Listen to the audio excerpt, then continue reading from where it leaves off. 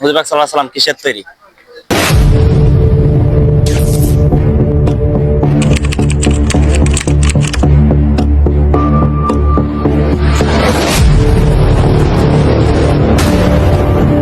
Hello guys, আসসালামু আলাইকুম। আজকে আমরা আসছি হযরত শাহজালাল আন্তর্জাতিক বিমানবন্দরে। বিমানবন্দরে দেখাবো, তা চলেন দেখা পাচ্ছেন।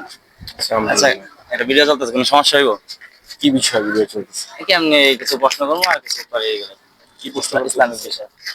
একে আমি বলতেছি যে হুজুর পাক সাল্লাল্লাহু আলাইহি ওয়াসাল্লাম কিসের তৈরি? কিসের তৈরি? হুজুর পাক সাল্লাল্লাহু আলাইহি ওয়াসাল্লাম কিসের তৈরি? মানব জাতি শেষ নবী হিসাবে তৈরি হয়েছে। না, আল্লাহ অনেকে নবী হিসেবে প্রেরণ করছে। আচ্ছা, অনেকে বলে যে নূরের তৈরি, অনেকে বলে মাটির তৈরি। আর আপনি কোন দিকে মত দিতেছেন?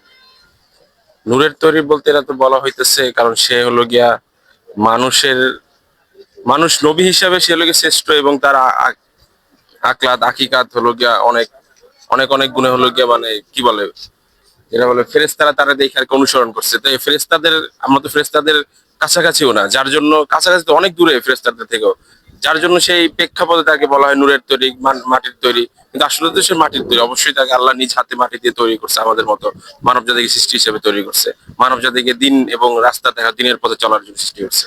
ও, তাহলে আপনি বলতে চাইতেছেন যে মাটির তৈরি। অবশ্যই।